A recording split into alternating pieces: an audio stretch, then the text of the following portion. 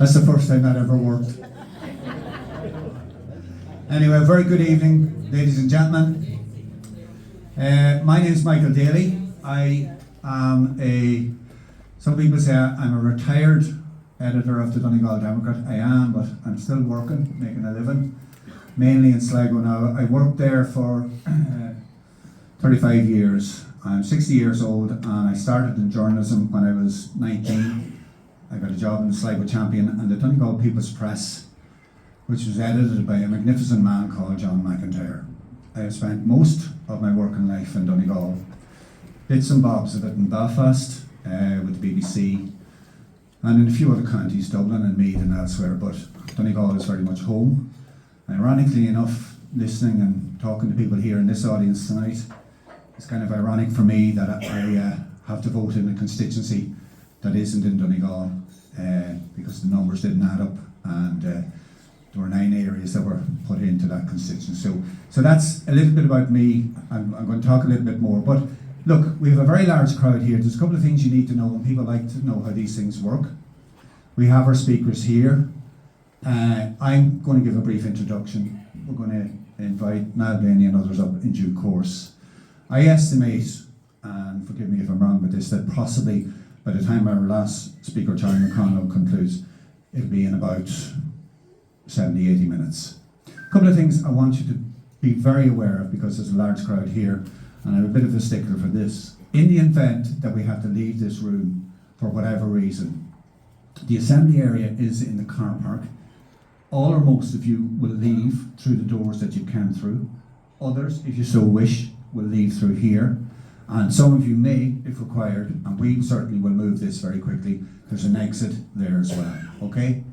It's the fire and safety thing. I'm the chairman of the Abbey Arts Centre in Ballyshannon, and it's a very important thing, particularly when we have a large crowd of people here.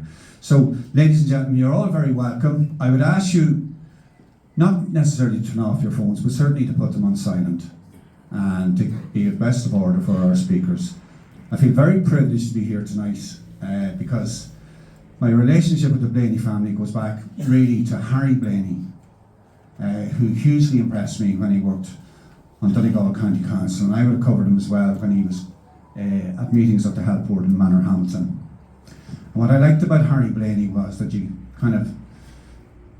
it was very plain, he was very direct, and he understood what he wanted to achieve.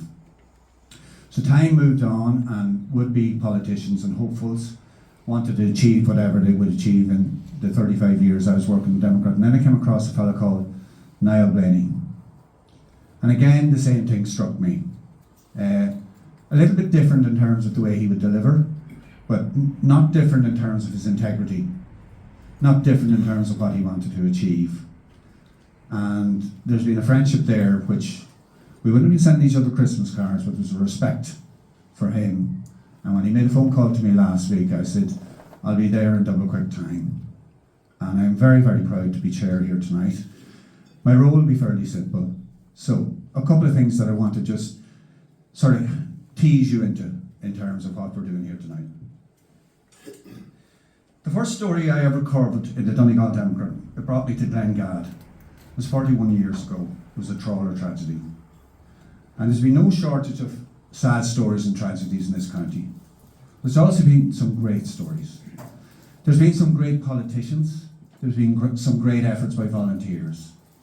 And it struck me when I was listening to Niall Blaney talking in Bundoran at a smaller event but similar to this, where he made the point that he wanted to get back into Europe to bridge the gap between him and Pat the Coke Gallagher, and there's no coincidence that Pat the Coke is here tonight. That's a 10-year gap. Niall Blaney is local, but he wouldn't be parochial. He's not insular. And he's made that point powerfully, because I deliberately went back 40 years to a time when I was covering elections here, when it was independent Fianna Fáil, not Fianna Fáil. And all of you, or most of you in this room, know what I'm saying by that.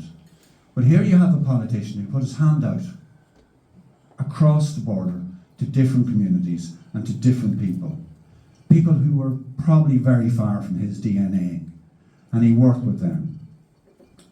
And just to confirm one of the things, but it's very typical of what he has done. And Ray Hayden, who's here tonight helping out, would have made the point to me that Niall Blaney was instrumental in ensuring that in Dáil Éireann, while John Hume was recognised for what he did for the peace process, so was David Trimble. That's Niall Blaney. So that appeals to me. Whether it appeals to you or not doesn't matter. That's my view of him, that he's somebody who is all-encompassing. But I might as well be honest with you, I'm a very proud Donegal person. I'm from Ballyshannon. Sometimes we feel that we're not in Donegal, and certainly the way the constituencies are drawn up now sort of answer that in my view. But what struck me that night in Bundoran, and that's why I'm really here tonight, is I think we need a representative in Europe from Donegal. I think it's more important now than it ever has been at any other stage. And that is local, and that is parochial. And I know I'm sort of talking to the converted here tonight, but let's say every one of you, multiplied by 3 or 4, imparts that message somewhere else. People will vote whatever way they want, and you may or may not influence them. But I think it's very important that one of those 5 seats in this constituency is filled by Niall Blaney, partly because he's from Donegal, but mainly because he has huge ability. So that's, I suppose, the essence of where I am and why I'm standing up here. Thank you very much, Michael, Minister Charlie, former Minister and MEP, Patrick Gallagher, Chief Executive, Manufacturing Northern Ireland, Stephen, Michael as Chair. I know there's a number of councillors, and among here somewhere, Kieran Brogan, Donald Mandy, Finan Bradley, Council candidate, and Rena Donaghy, Councillor, is there somewhere as well. And former councillors, Noel McGinley here, delighted to have you, Noel, former councillor Jim Devaney, and Donald Kelly Senior. Ladies and gentlemen, you're all very welcome. There's a number of apologies as well, but I'm too many to actually go through, so I'm going to leave it for now. What can I say, Michael? You've nearly covered my speech there, but I'm going to be a little bit long-winded about this, because you may ask, what is the point of me looking to run for Europe? Why do I feel it's so important? For us in Donegal, and as Michael outlined there as well, why is it so important for the border counties, inclusive of Donegal? And moreover, the West, inclusive of that as well, because we have so much in common. And I want to point that out. And I suppose this campaign is different to a general election. We have to make that distinction as well. And there's a reality about where we are in the Midlands Northwest. And as Michael said there, where we stand on this island as regards disposable income, as regards infrastructure. And I'll go through that in my speech as we get to it. But there's one thing we have to keep in our mind, and this is in no way party political. It's entirely with my political hat off. When you leave the hinterland of Dublin and you come into the Midlands Northwest around Kildare and Meath, and you come west or come northwest, the further you come, the more the population drops. And the more the population drops, the more your representation drops, and that we have lesser numbers in Dublin, in the Midlands Northwest, than in other regions apart across the country. And that's one of our biggest stumbling blocks. And Pat might touch on this as well when he speaks. When we were in Cavan during the week of our meeting with Dály Éireann, he talked about achieving Objective 1 status and how hard that was to achieve at a European level. But he recognised the disparity in our region, and that was the idea of Objective 1 status. And he actually announced it in Donegal at the time, he said. But I'll step all that as I go through my speech. I want to first and foremost thank so many of you for turning out this evening to attend this meeting, and I deeply appreciate that. Donegal, our county, has a lot of catching up to do in Europe. For 10 years now, we've had little or no representation in Strasbourg and Brussels. We're on the very edge of Europe, and the EU has all but forgotten us. In those 10 years, this northwestern county has barely rated a mention on the floor of the Parliament or in any of the important committees. And that's an indictment of the MEPs we sent there since 2014. Frankly, they have been asleep at the wheel and it amounts to shameful neglect. I want to change that. Donegal has to return to where it belongs, right at the heart of every decision that is made that affects farmers, fishing, regional aid, peace funding, deprivation, disadvantage, immigration and infrastructure. And as a region, we do have a steep hill to climb. And I don't wish to scaremonger, but the facts are stark and they're bleak. Economic indicators place us well down the EU league table. We're not even making the average. Our disposable income that Michael talked about there per capita is in reverse. According to official stats, household disposable income in this region stands at 30,500. It's 53,100 in the east of the country and 42,700 in the south region. That's a disparity of 14,000 between here and the east coast. The experts say that this is because of the distorting and positive effect of multinational companies in Dublin and Cork. I don't disagree with that. 10 years ago, the EU said the regional imbalance was likely to get worse. Taken together, the stats represent a daunting challenge to our own government, but particularly for the EU. Tonight, here in the Silver Tassie, I make this commitment to you. If elected from day one, I will set out to tackle the issues that have led to the ever-increasing gaps. Moreover, if celebrities if celebrities with no political experience are once again returned, don't be expecting a different outcome. The bottom line is, elect the wrong people, the people who don't have political experience, or who don't care about our agriculture, our towns, and our regional needs. And that's what you get. We do not deserve to be relegated like this, to fall down the league table of economic indicators. We must see an end to the so-called celebrity representation, replaced by people committed to lifting Donegal and the border counties and the west out from being a forgotten backwater. I will not allow a day go past without making the case for a better deal for my county and my region, the neighbouring counties in the western region. That is my promise to you and to voters throughout the Midlands North West constituency. I will highlight with conviction the shortcomings that hold us back. I will call it indifferent or poor decision making that fails us. One of my first tasks will be to present a blueprint for change to the Commission that sets out what has to be done. We've been allowed to languish for long enough. It's time to tell the EU that it has a responsibility to end the North West's unenviable status and make this area a truly Objective 1 area. The 10 years of apathetic representation by MEPs who failed this constituency are over.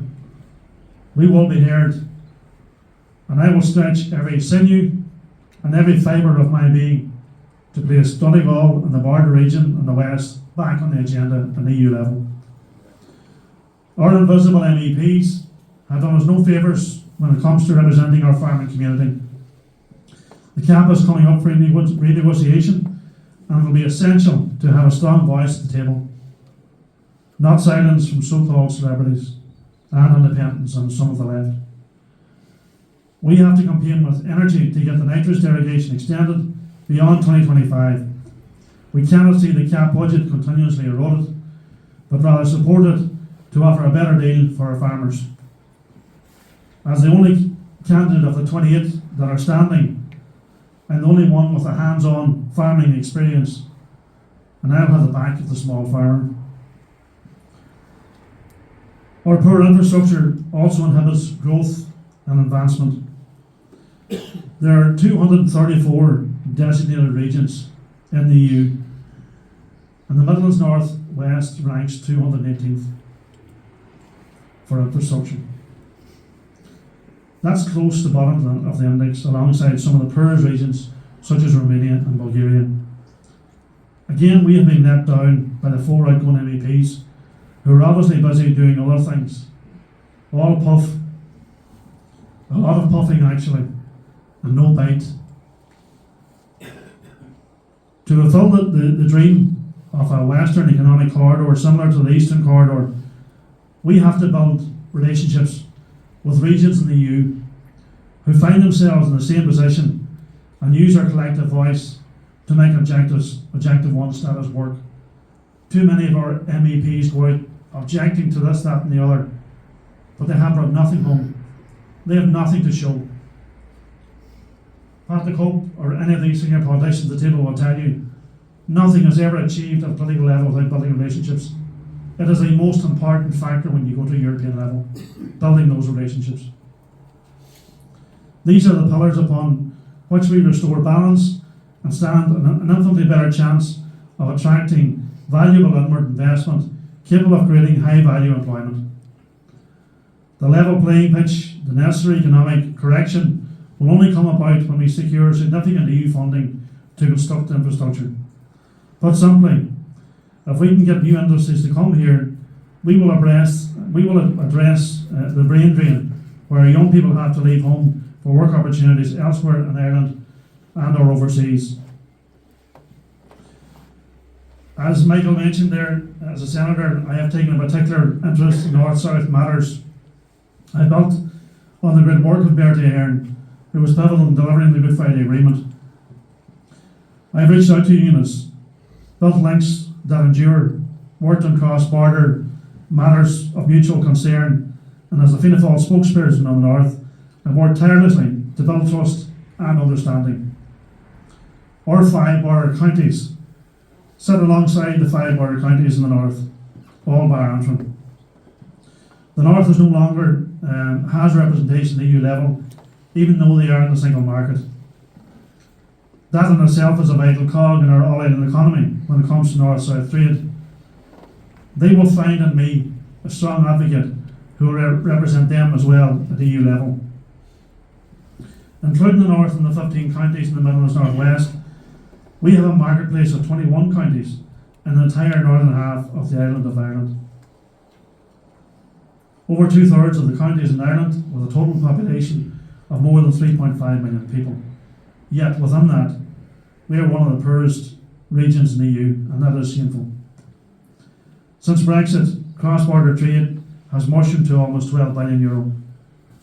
North-South is worth 7.5 billion, South-North stands at 4.2 billion. And I believe we can do much better.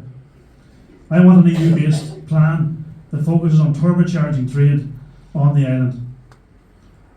There's no doubting the fact that the Brexit fund was helpful, but I'm now also calling for a new Brexit fund, specifically aimed at our border counties' infrastructure needs. Our disadvantages are numerous, which means we must have official recognition and commitment to provide a level playing field. I'm in the business of fairness, which is why it's important to say this up front on migration. For the avoidance of doubt, I welcome the contribution migrants who come to Ireland legally make across industry, the hospitality sector, and particularly health, where we very much depend on them and will depend. I appreciate what they do and how they have become part and parcel of our community. That said, our current influx of migrants have changed many of our towns and villages, and it's not all good, and indeed some of it not welcome. So many migrants in certain towns over a really short period of time has had a strong distorting effect. There's fear, suspicion, delicate balances in our communities are being turned upside down. Adding thousands of migrants to our towns without understanding the consequences is crippling public services.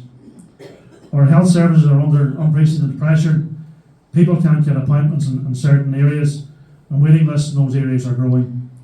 And it's the most vulnerable in our society that's feeling that.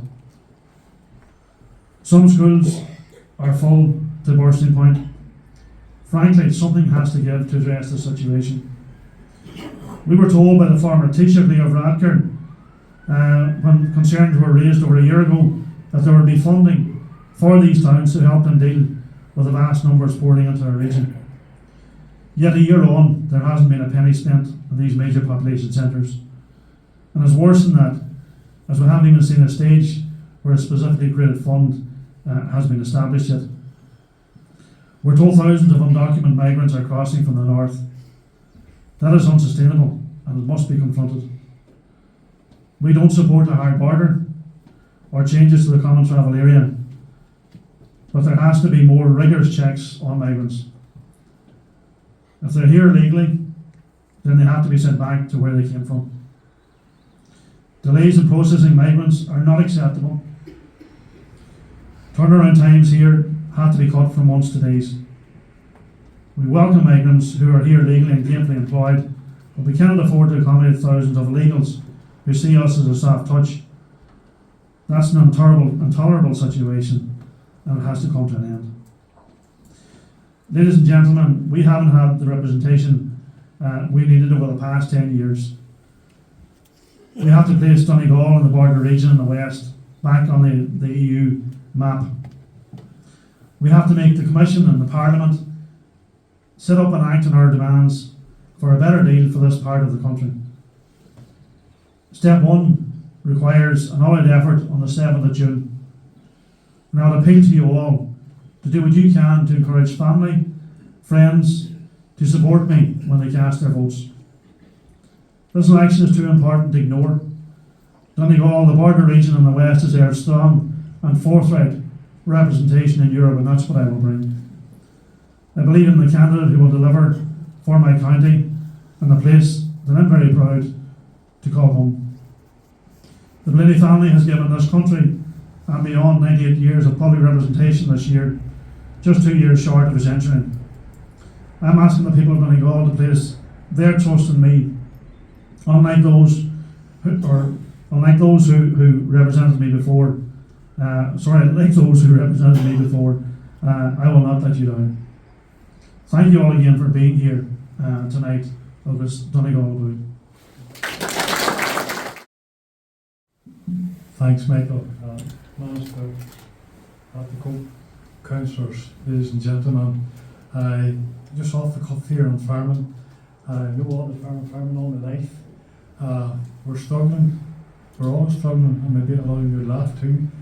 But our minister has given us a lot of support here from Donegal, that all he can give us. We feel that we're let down big time by Europe. Too many directives, red tape, you name it, we have it. Farming has got very, very tough, and it's going to be tougher in years to come.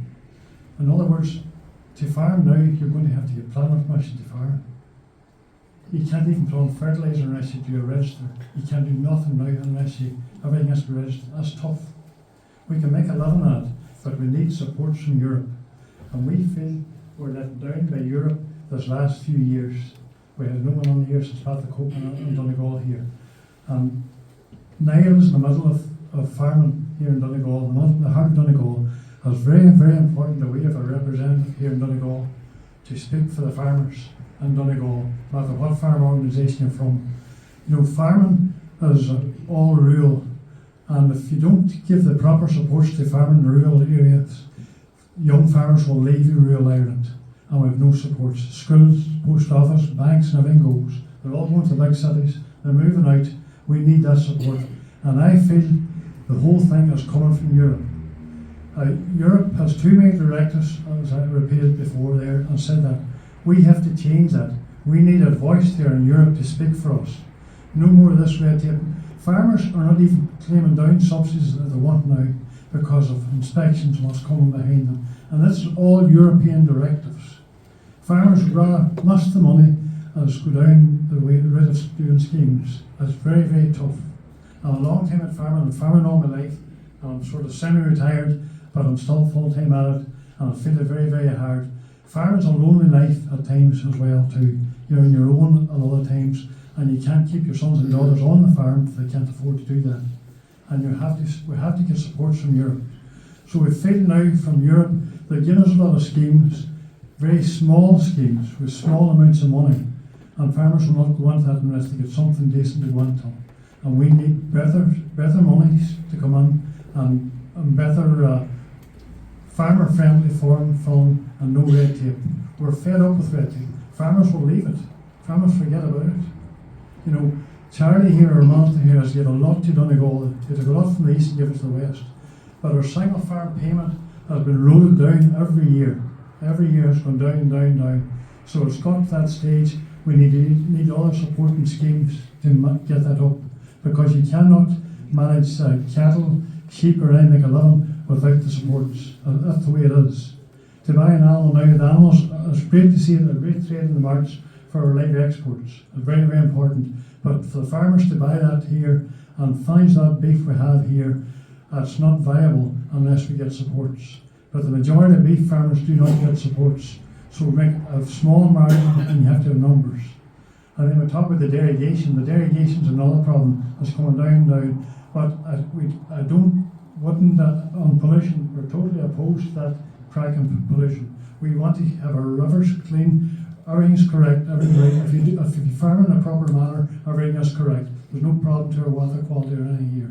But our derogation, I feel some of the very big farmers are maybe got too much on line. Maybe got the dairy sector for years were very small, and now when the milk quota is gone, they got up a bit bigger.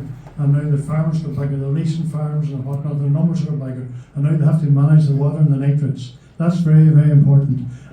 We will work with the minister. We will work with the department of the EU, provided we getting help along the line to do that. I know I'm not the best at speaking. I'm a nervous speaker, and I don't knock it down, but I'm just putting the truth back to you all there. We need a person in Europe to support us for everything. That's very, very important. And Niall is the only one we have in Donegal here. As for he is a farming background, that's very, very important. You know farming, because the majority of the MEPs in Europe knows nothing about farming. Nothing. I can tell you they know nothing. They don't even know that Donegal exists in Europe. They don't even know it. The Commission didn't even know. We thought we're part of Britain. They didn't even know it. And when things got right, they maybe do know it. Maybe Charlie, maybe I'm wrong with some of the things we're saying here. But I'm telling you, we feel we're not been recognised from Europe. And that's just the bottom point. That's all I have to say. And that's all. And thanks very much for giving me the opportunity. This is going to help farmers, but I'm actually speaking here and help to get a candidate here, Niall, here tonight, here elected as an MEP. It's very, very important. So you all should get out to work hard for Niall. That's our backbone in farming. That's real Ireland's all about farming. Everyone's come back from a farming background. So farmers is all about. If we don't get farming supports in the local villages, we have nothing. So that's very, very important. So thanks all to listen to me. I'm up and down the speech. There's nothing written. It's all off the cuff, but that's the way I farm. So thanks very much.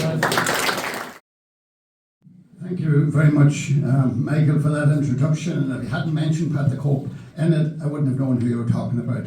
Can I say at the outset how pleased I was when Niall invited me to speak at tonight's function to support his candidature for Europe. And many of you who would know me will realise that I haven't been on a public platform except for a few meetings since 2020. And forgive me when you realise I'm a bit rusty, but I will certainly do my utmost. I'm here tonight to advocate, and I know we're talking to the converted here, but as the priest says at the end of Mass, go now and preach the gospel. So what I'm saying to you, go now, tell all your friends, your relations, the importance of having a Donegal MEP in Europe, because I know the importance of that.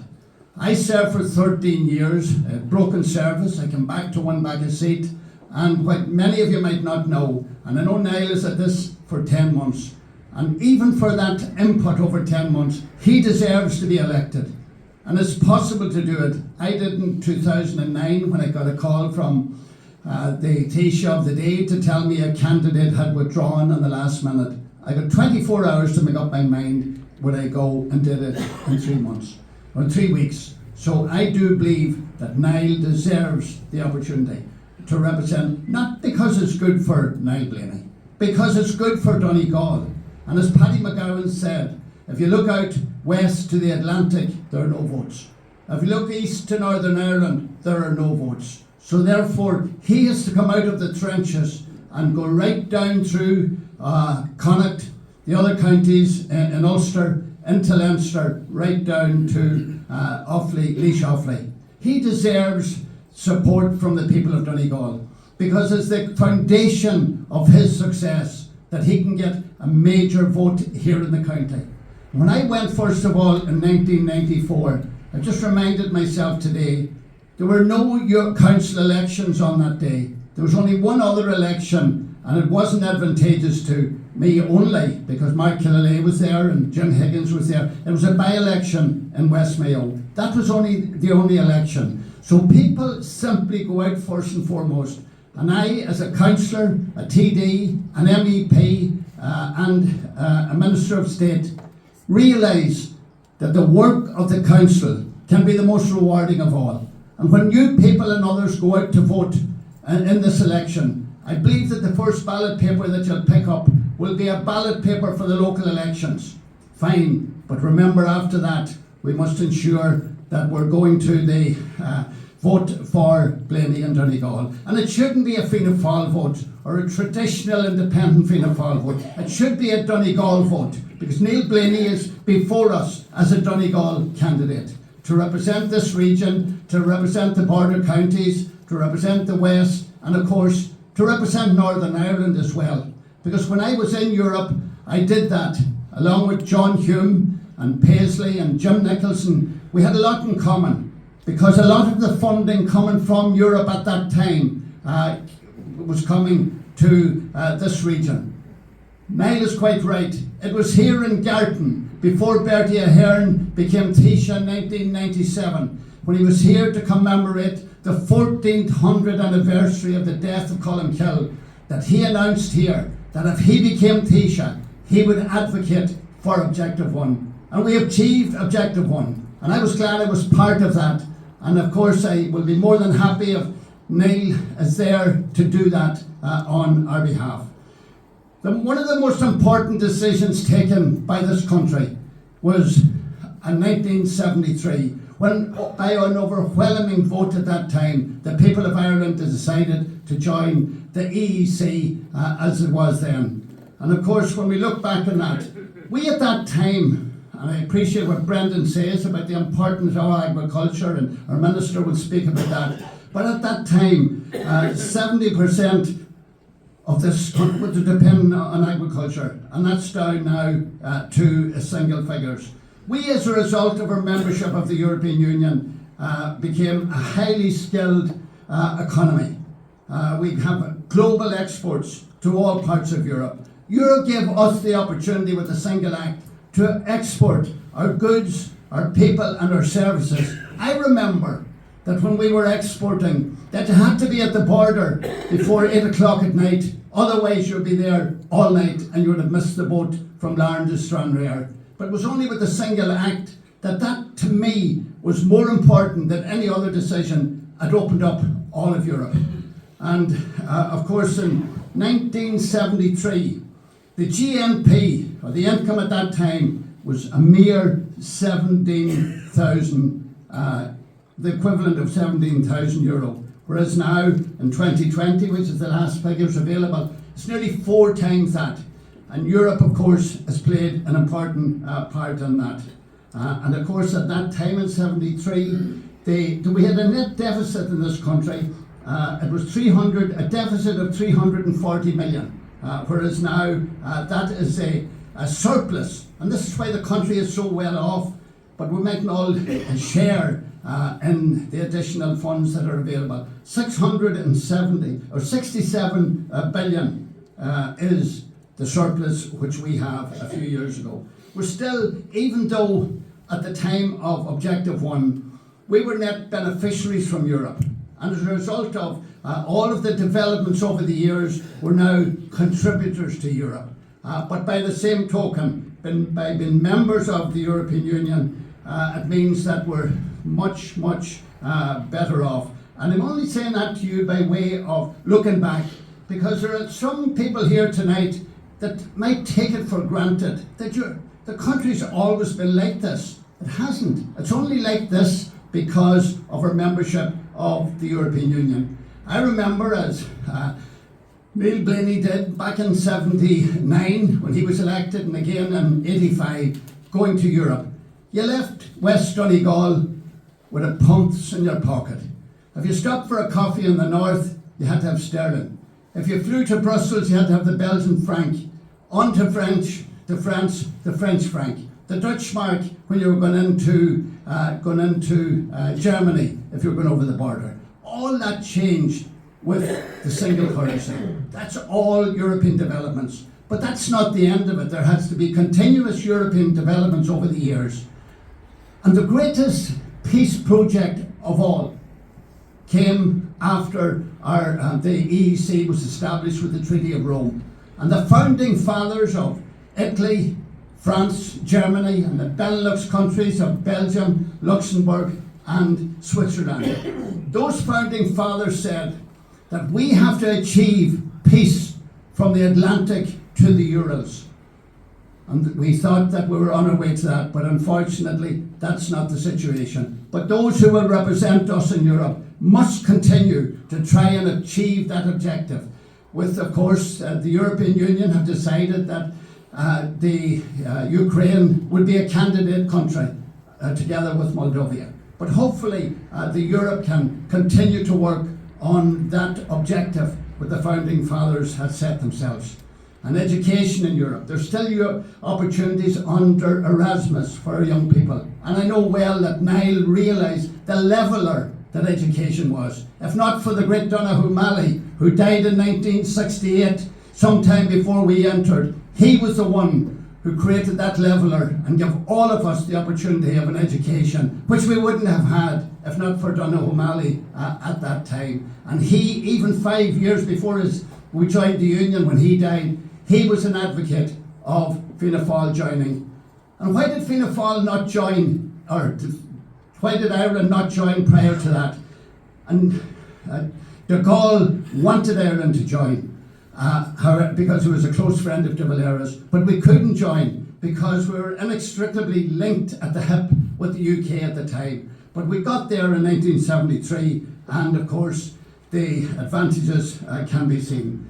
But I know that Niall Blaney, with his background, with his understanding of the problems of rural Ireland, of Donegal, of agriculture, of infrastructure, that he will continue the work which Niall Blaney started in 79. And remember, we have had a Donegal representative in Europe for all those years from 1979 right up until now, except for the last 10 years. And as you mentioned, those who are sceptics, and the sceptics who are running for Europe now look to be top in the poll. You couldn't put a euro on them. And of course, those are people, and I think those have to be called out during the debates which will take place over the next time. The CAP, which I was involved in with Ray McSharry and Mark Killalay over the years, that's important to us to continue to receive funding from Europe, and I know that our minister here in Donegal will continue to try and ensure, and that when Niall Blaney is in Europe, that he will work with the minister, whether it be Charlie McConalogue or whoever's there, Charlie or else someone after the next election. It's important for the minister in the country to have friends in the European Parliament. And we always worked, irrespective of who was in government, we worked with the government of the day in the best interests of the country. Northern Ireland and the necklace of counties along the border has achieved major funding from Europe, starting with the International Fund for Ireland. And Europe contributed to that, together with the Canada, the United States, Australia, and New Zealand. And why do I mention that? I mention it because on the night when the ceasefire was called, I was in Europe. And the president at that time was Jacques Delors, a great friend of Ireland, a French president of the European Commission. And he said on that night, we will respond in a positive and practical way to the developments in Ireland. And the most positive and practical way was to increase the percentage of funds to the international fund. Because you know in Europe it takes some time and to provide the funding. But they did. They established the Peace Fund, Peace and Reconciliation. And that of course was put in the charge of Wolf Matthias, the German commissioner at the time. And we received substantial funds from Peace and Reconciliation and the subsequent fundings that are leading. Made a major contribution, Interreg, all of those funds. So Niall Blaney will ensure that those funds continue and that we get our fair share. And of course, when I said to Paisley one time, and we were getting 25% and the North was getting 75%. Well, he says, Cope, if I had my way, you wouldn't be getting anything. So you can count yourselves out. But he did that in a jovial sense. But we had a great relationship and we worked well together. So that's all of those that are important to the area. And of course, participation in the European Union has helped to transform this country. But I would have to say, and I wouldn't be true to myself or to those that are represented over the years, if I said it was all a 1-1 situation, the one sector in this country that did not benefit to the same extent and paid a price for our membership of the European Union was the fisheries sector, with the most prolific fishing grounds off the coast, and our percentage of that was diluted. It was also affected as a result of Brexit and of course our quotas and our total allowable catches. But I know that the sector is working with Charlie McConalogue to try and rectify that. And I said in Burtonport when I was speaking at a convention last week that I do know that Niall Blaney will ensure that he will attend the Fisheries Committee meetings over the next 5 years and make a case for our industry. I take credit and I was proud to be the one person who went on the Fisheries Committee, because of course it's not the sexy one in Europe, it's all of the other ones that are important. But I did that, and I have no doubt, and I will work closely, whatever my position is, with Niall Blaney to ensure that their interests in Europe are pursued by him. So finally, can I say that a big vote in Donegal is all important. The message must go out that unless Niall Blaney leaves Donegal with a substantial percentage of the vote, and let's forget about politics, let's call him the Donegal candidate, the serious Donegal candidate who will go forward and represent us in Europe. So therefore we must ensure, and let me wish all of the councillors who are here tonight, and many of them who have sent messages, they will play an important role, because the two ballot papers, when they're out canvassing, and I hear it from the councillors, that it's as important to canvass Blaney number 1 as it is to canvass them for there's 1, 2 or 3. So let's do this and let this be a team effort. 2 elections, all important. Blaney number 1, and let's forget about this. We're looking for so many seats. The one seat we're looking for a seat in Donegal, that he will continue the work there that both the late Niall Blaney served in Europe for 10 years and that I did for 13 years. So mar focal score, the Anna Hasaram, Gormer Kuru and Seanok, Con Loach Harkyon Major Les in Europe, Con Loach Harkyon Niall Blaney, August the Thuragum, go nearly go Gallagher, there be an Kuntas Heart, the Stoyakishan, Hasakashan, the Warrior, no Kabeaj, August go me, MEP Ogin Yarish, and Shaw Honeygun and Al. Michael, thanks. Someone's been reading my LinkedIn account, I think. Never mind anything else. As you probably guess, apart from anything else from the accent, that I'm from the north, but I come in peace, first and foremost. Please don't inform Rishi Sunak. You might be putting me on one of those planes to Rwanda once I cross back into this border. I'm actually delighted to be here on a kind of number of levels. This is actually my first ever speaking engagement at a political event on behalf of a candidate. I've never done it before in 52 years on this planet. But but I thought it was important, and I'll explain why before I wrap up. But I'm from a border community. My own home's half a mile from the border at Muff in Donegal. I'm not from a farming community, but we traced our family tree, and it turned out that we had former old Presbyterian relations who used to smuggle cattle across the border into Strabane. Unfortunately, it was in your paper at one point. I don't work there anymore, so I can say something about that. And the judge decided it wasn't allegedly, it was actually for real. So the border is deep in the DNA of my family, and it's deep in my own DNA to this day. I had to cross it twice today, once to get diesel in Muff, and secondly to come and be with Niall and friends this evening. Back in 2016, the UK made a choice that it wished to Brexit. It wished to leave the European Union. And with that came some really existential issues for border communities, particularly for me in Donegal, me in Derry, and here in Donegal. As a young man, I used to travel to Letterkenny every Friday, every Saturday, every Sunday night. If I had been better looking, I'd probably be married to a Donegal woman by now, because we spent our nights in the Golden Grill and the nightclubs in the town. Why? Because it was a dangerous place to be in the north, it was a dangerous place to socialise. But we still crossed that border, took the risk of travelling through the army checkpoints and travelling through that border installation, because we felt welcome, we felt at home, we felt safe here in Donegal. And the prospect that all of that would have been taken from us, the prospect that the progress had been made in the north since 1998 with the Good Friday Agreement, that was only possible because in 1993 the UK and Ireland joined the single market.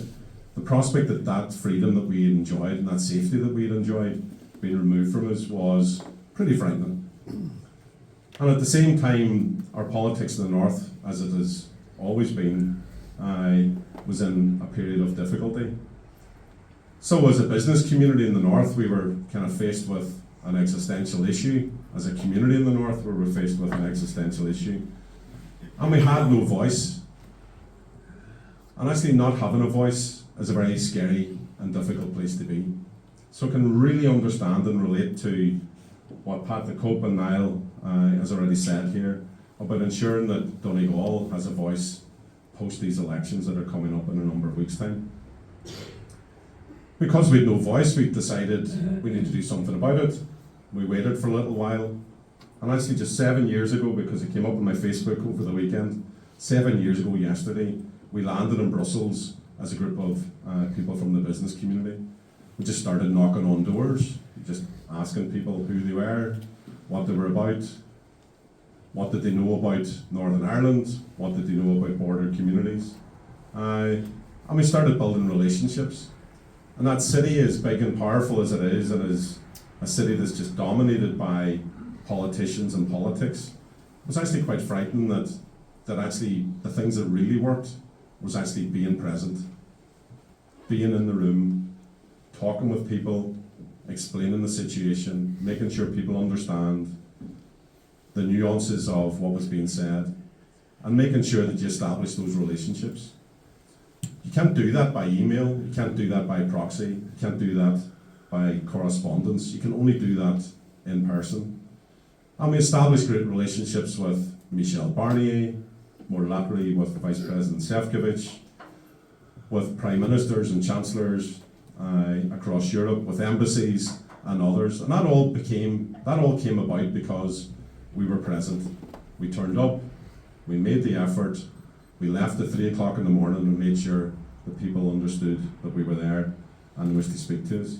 So representation and being present is absolutely critical if you want to make any sort of progress.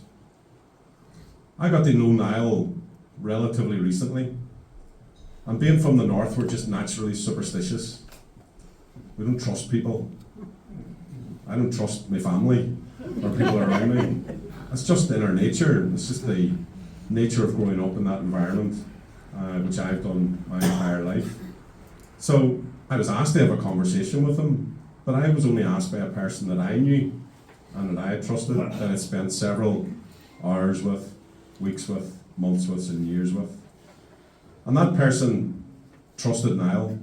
And because they trusted Niall, I trusted Niall. And last July, the Taoiseach kindly hosted an event for me and some colleagues in Ivy House in Dublin, and Niall came across to the event. He was present. He decided to turn up. And he said, I'm in Donegal.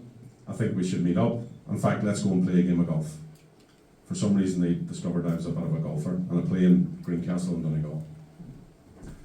Good news was that Niall paid for the golf. He also paid for the dinner just afterwards, which is unusual from a politician. Dessie gives something in the opposite direction. I think most people would assume. I wouldn't necessarily agree with that. But we spent a brilliant 4.5 hours just talking about what was happening in the north. But more particularly, Niall kept asking, what can I do to help? Let me understand more. I want to make sure that the North has a voice. And as has already been said tonight, Northern Ireland, as part of the UK, has left the European Union.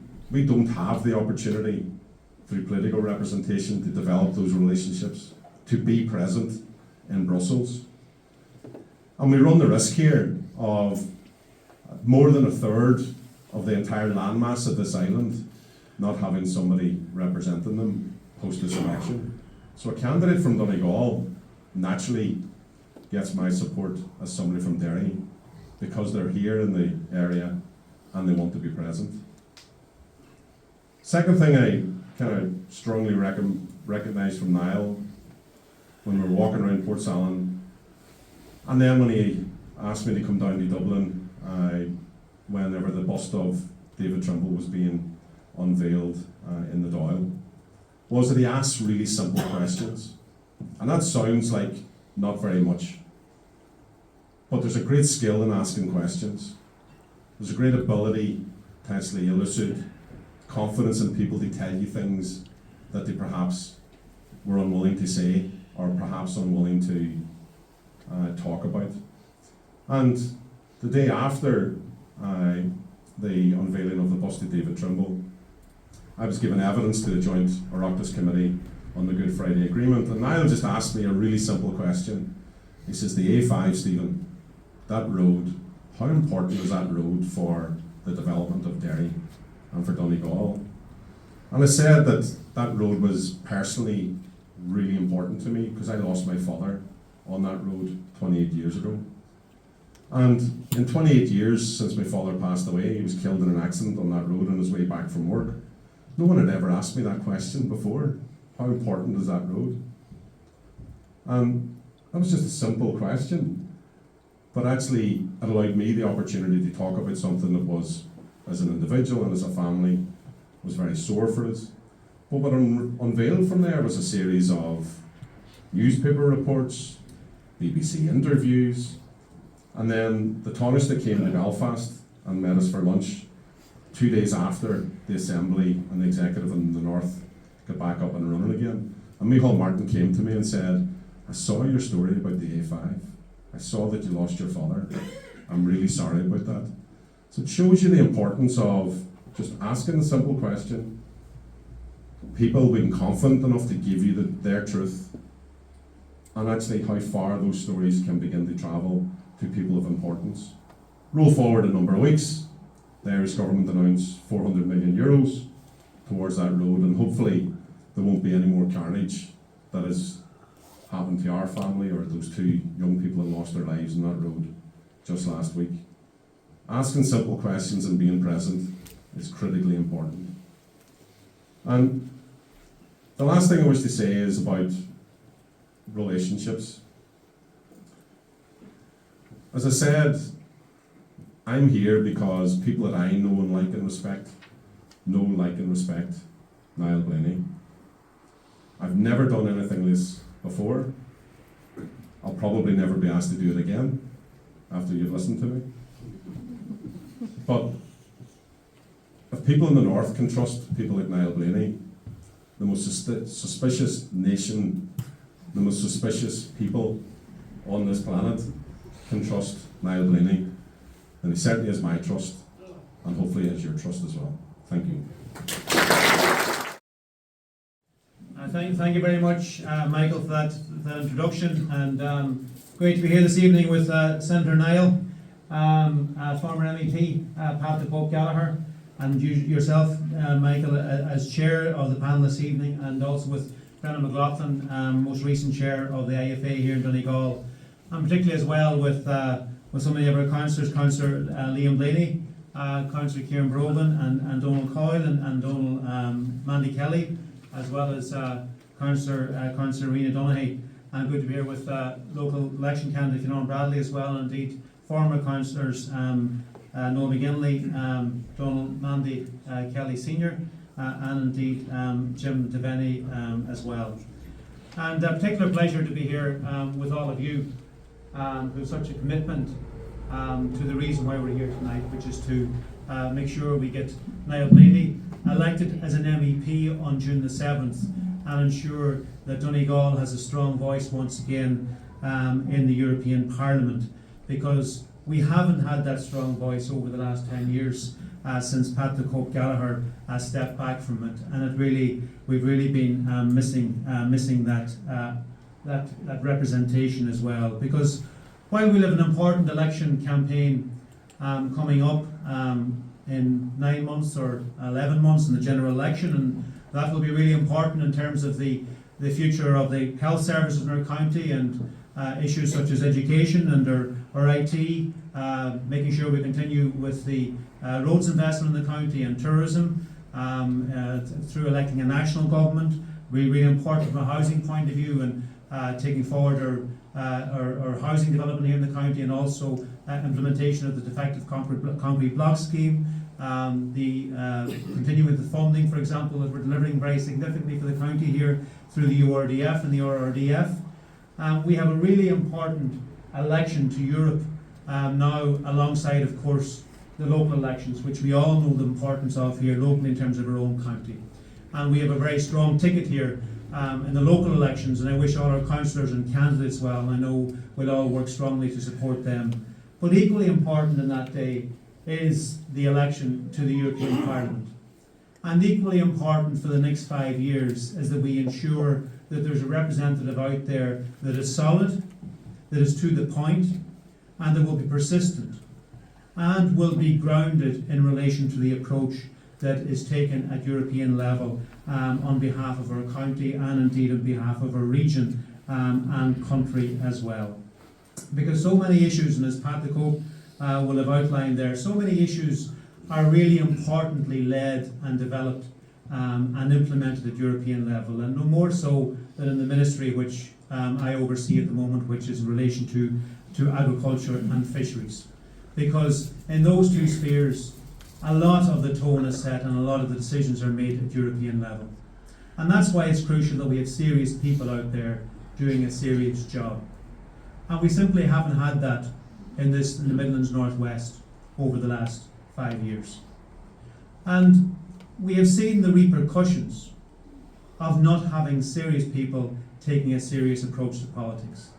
We've seen it in a grand scale in relation to the Brexit issue, whereby a decision was taken without any forethought that had such significant implications going forward for years and for a generation. But by not taking politics seriously, it led to a significant impact, not just in the country that took that, in Britain and particularly in Northern Ireland, but indeed for Europe and for ourselves as well. And we've also seen that happen in relation to some of the decisions taken by our MEPs, for example, or lack of representation in relation to agriculture and fisheries as well. Because in terms of the Common Agricultural Policy, we've seen a diminishing CAP budget at European level. We fought hard at national level to make sure that we can top that up and bring national funding to it. But the voices of our MEPs at European level have been largely absent in relation to fighting and making sure that the CAP budget is strongly maintained through the European Parliament. We do that at the European Council, but it needs to be happening at the Parliament as well. And also in relation to the fisheries sector, It has been largely absent from the European Parliament, from the Irish perspective, since Pat left, and his representation in the fisheries sector. I've seen in the last few weeks, as we got closer to an election campaign, some MEPs that didn't even utter the word fish for the last five years started to talk about it for the very first time. We had a lovely young fisherwoman from Arranmore write a letter, 14-year-old old fisherwoman write a letter outlining the impact in relation to a particular stock on her fishery, and all of the MEPs jumped on it. It was the first time I saw any of them mention the word fish in 5 years, and none of them came forward with anything to offer.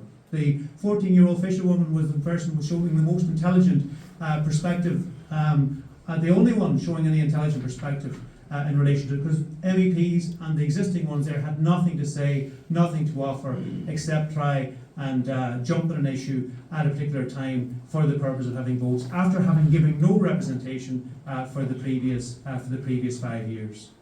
As we go forward over the next 5 years, it's going to be more important than ever that we have someone that can work hard on our behalf.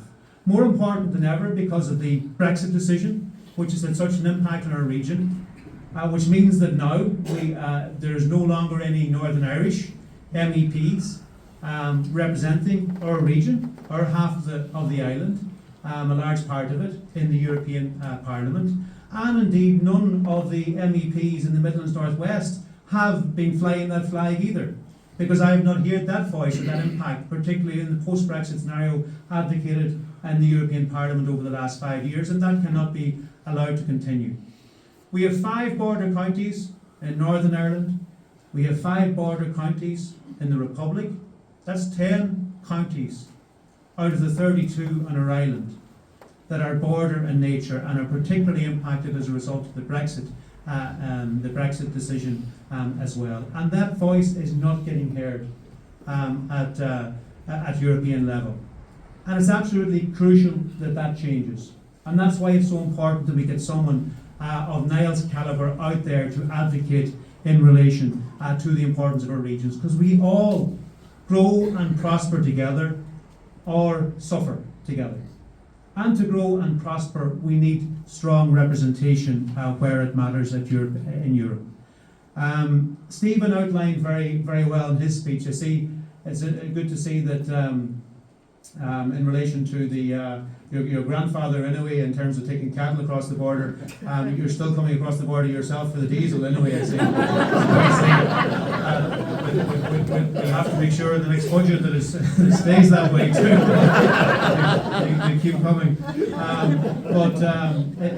Listen, in relation to Stephen's example and personal testimony to Niall, that's a reflection of the wider work that he's been doing, and the wider representation and capacities he brings as a representative. He's shown that in terms of his role over the last 5 years as spokesperson in Northern Ireland, and he also had very significant track record and experience as well as previous chairperson of the British-Irish Interparliamentary Assembly. He understands the regional aspect. He understands the importance of sharing our island, of working together, and of the region working together. Coming from a strong Republican background and being here at the foundation of his state and his politics come back that far, he understands what it takes today to work together and to work on a cross-border basis to make sure that we can get to a situation where we're sharing our services, where we're growing our region, but really importantly to bring that capacity to the European Parliament where he can give voice to that. And he's been very clear in relation to what he takes to the table when he goes out there. The importance of making sure that Objective 1 status, the fact that we have more challenges in this region because of the fact that we're a border region, because of the fact that we've traditionally been more peripheral, and the fact that Objective 1 status needs to be to the front and forward at European level in relation to how regional funding is developed. And that's something I've not heard over the last 5 years at European level. The importance of continuing peace funding, which has a significant impact as European funded, and has had a significant impact on many projects here in our county, and indeed in bordering counties as well. So my message to all of you is to work hard to spread the message over the next period of time, to make sure that we have a strong, solid voice out there, to make sure we have somebody that will take responsible decisions, to make sure that we will have somebody that will advocate in relation to agriculture and fisheries, two issues which are more important to the economic well-being of our own county than it is to any other county in the country.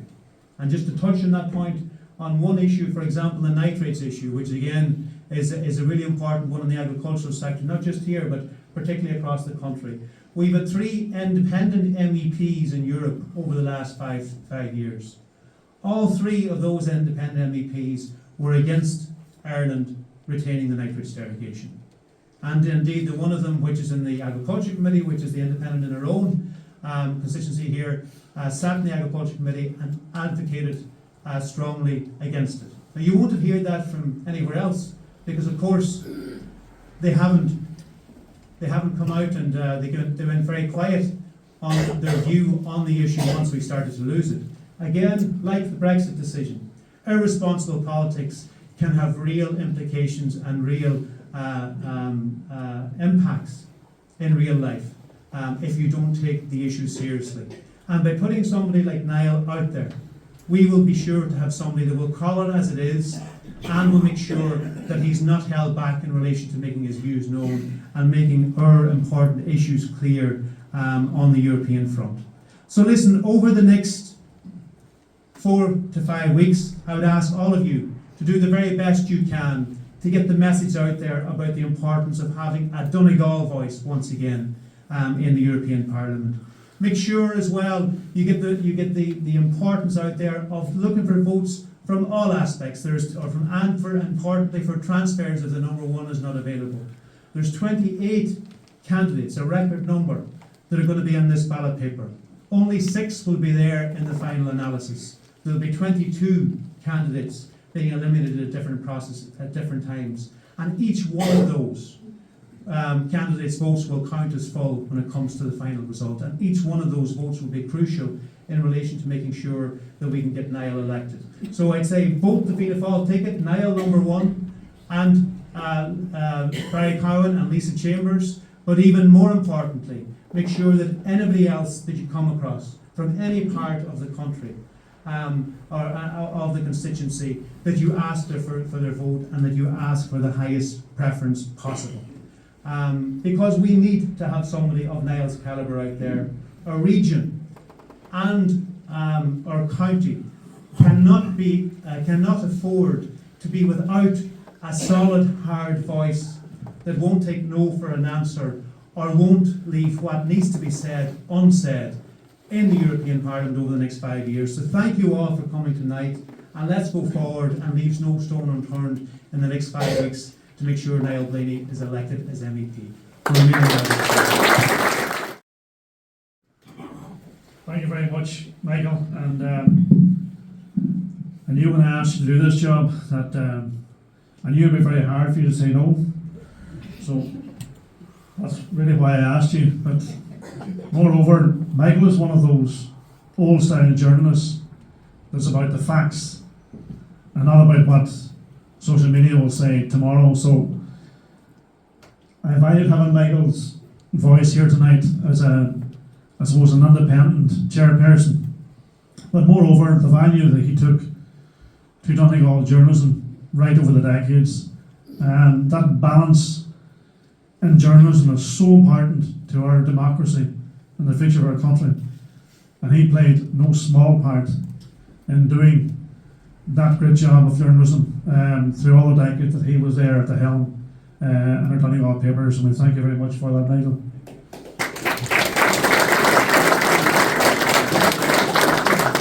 And moreover, he comes from a very esteemed family, Daly family in Ballyshannon. And when I mention this, I'm delighted Noel McGilli's here tonight as well, because Noel and my father and Mary Midlynch used to travel together to the health forum meetings.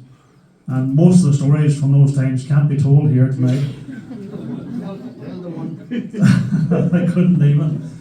But one of the great officials at that time in the North Western Health Board, was Michael's brother Tom, fantastic official, fantastic representative of Ulster GA, and fantastic family all round. Two fantastic friends of mine. I'm delighted you're here with us here tonight, Michael, and stepping up to the plate for us. I really appreciate it. To Pat the Cope, what more can you add to the man, Pat the Cope, and the representation that he has given Donegal? I've often heard him referred to the council as the University of Politics, and he was lucky enough to start there and then become a TD, a Minister of State, an MEP, and back to being Minister of State again, and then last Gancorla. What a fantastic career. But how lucky have we been, not just here, but in West Donegal, and he's left his mark in many places, from the airport in Donegal where it is today to many of the road networks over there, what they are today, the N56, still in development, the back of Donegal Road. He certainly has left his mark, not to mention, well, they always talked about the small things. He was all about the small things. Whether it be a small welfare issue belonging to an individual that you don't hear about, or delivery of a passport, as Michael says, he's still at them. Pat, I really welcome you here tonight. Thank you for your input and your support. It's very much appreciated.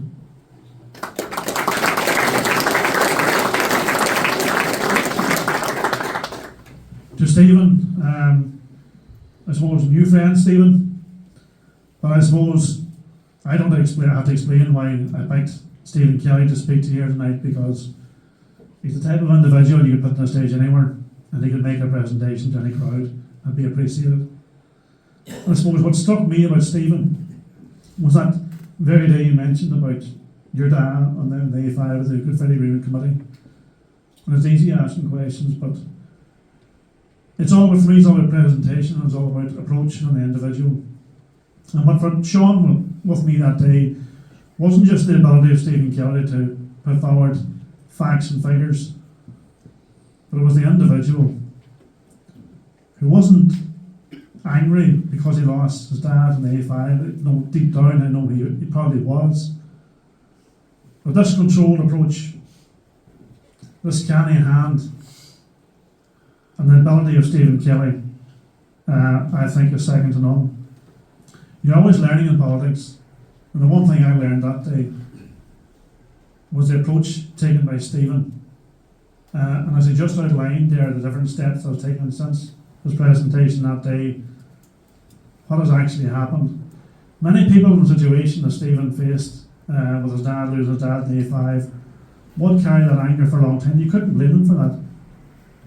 But Stephen is about more than that. He may not be a politician, but he's one of the best politicians and advocates in Northern Ireland. And Manufacturing Northern Ireland are really, really lucky to have him, because he finds opportunities within his remit. And in presenting the Good Friday Agreement that day, and later meeting with the Taoiseach, he has impressed people on his experiences of the A5 and his stature, and the fact that he's a man of substance, not anger.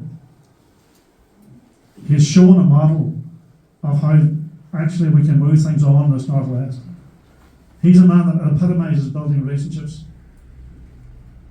And I mentioned it earlier, building relationships is so important. But when you have somebody like Stephen Kelly, with the approach he takes, I have no idea of the network you have, Stephen, but I have no doubt it's absolutely massive, because you come here with very high regard tonight. I really appreciate you being here and giving us the outline that you give in relation to the Northwest and Derry, and thank you for your support here tonight also.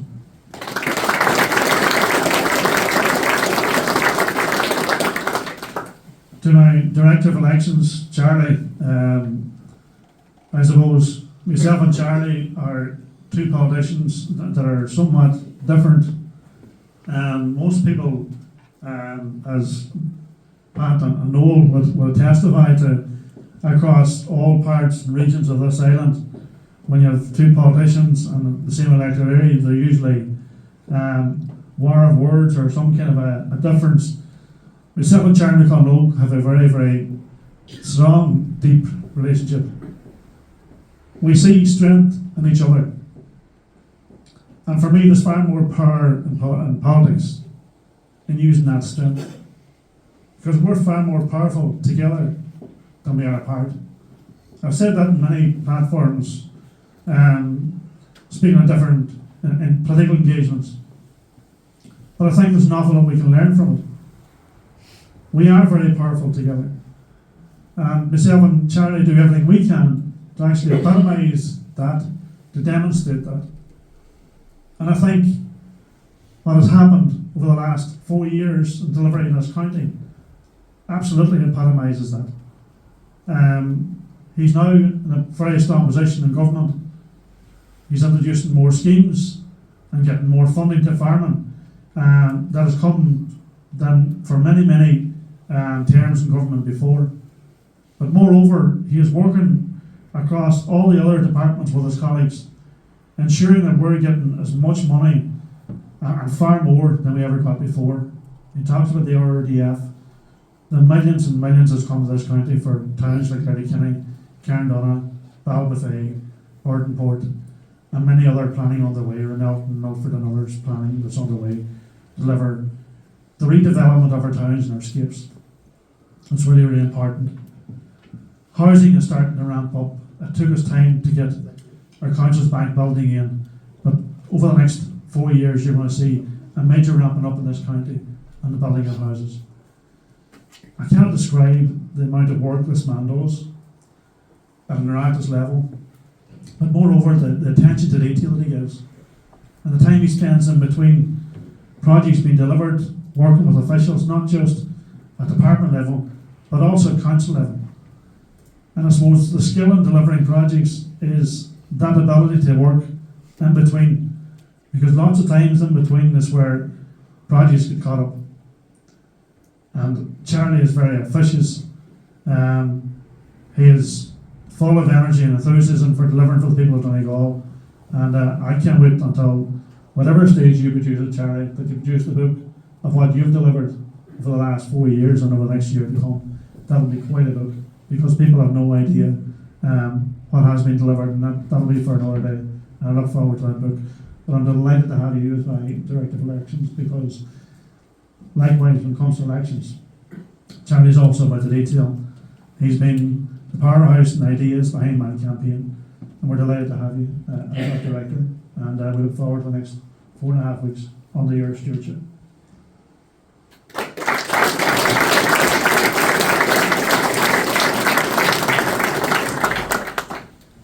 Can I thank my election team? There's a new young team at the helm that's doing all the organising, all that stuff that you're seeing on social media and posters going up and all the campaigning that's going on. There's a new young team behind that. John Joe can't be with us here tonight, but he's Director of Operations. Tina over in the corner here is looking after social media very well. Ray and Nuala are heading up media. I know St. John Conway's head down there somewhere. He's not a director of anything, but he's kind of director for everybody. But one of the greatest individuals I've met in life.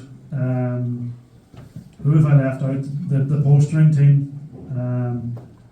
The postering team has just been something else. And I see my brother Amos walking the back here as well, and he's making sure that it's all delivered and done in the correct manner.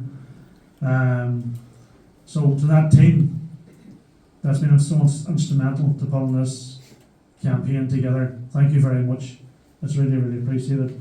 I know there's a lot of the old regard there. It's not that you're being put out to grass or nothing like it. We're still depending on you to do your own canvass. And as Pat said already, one of the most important canvasses we can do is your own network. And one of the really important networks that we have is not actually in Donegal, it's outside Donegal, it's in every county. Of the 15 counties we have, them 14 counties, there's such a massive network in each one of them. And we all know relations across those counties. And if we can manage to reach out, that reach is so vast and so massive.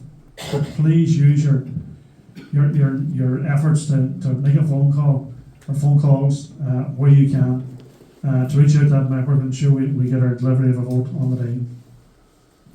To my own family, I want to thank them for putting up with me over the last year. I've been, I suppose, away a lot, and that might have helped because they wouldn't have put up with the crankiness.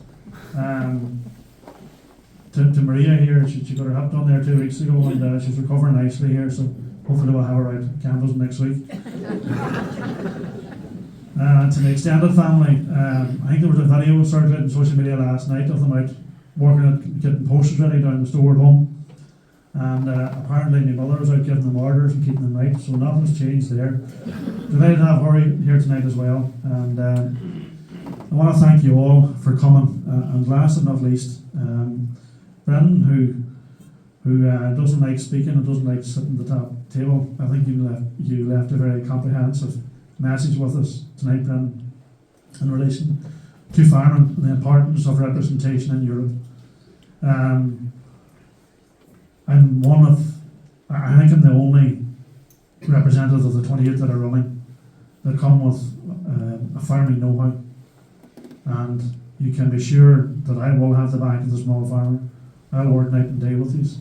I will ensure that voice is not lost at the European level, and moreover that infrastructure deficit. And maybe just go back to what Charlie said about we didn't actually name the MEP that voted against the derogation. I called it out in the press release last week, and I was on some radio stations about it, so we're very clear about it. It was Luke Flanagan, the man who's supposed to be the champion of rural Ireland, that voted against the derogation. That's some champion of rural Ireland. So in calling it out, I asked that any other independent candidates that are standing should be given their stance on the derogation. And I specifically mentioned Loon's county colleague, Kieran Malilly, and Galway Bay FM actually asked Kieran what his stance was on the derogation. And he says that was the week that Denmark gave theirs up. He says, sure, that's gone. That's no longer in contention. So he didn't even know that Irish still had a derogation. He was mixed up with Denmark. These are the follies that we're thinking about sending to Europe. This European vote is really important. And I want to thank you all for turning up here tonight. I hope you're starting to enjoy this campaign. We're just warming up. This team that's behind us is getting bigger. I invite all of you to join us, get involved in the campaign, enjoy it, because I suppose for too long there hasn't been the same enjoyment in politics. And Noel and Pat and others could have testified to the crack that used to be at elections. Let's get behind this campaign. Let's make it work. This seat is really deliverable. There's 2 Fianna Fáil seats there. Of that, be of no doubt. Put your shoulder to the wheel, and we won't be found wanting and won't be far away. Thank you all for coming tonight.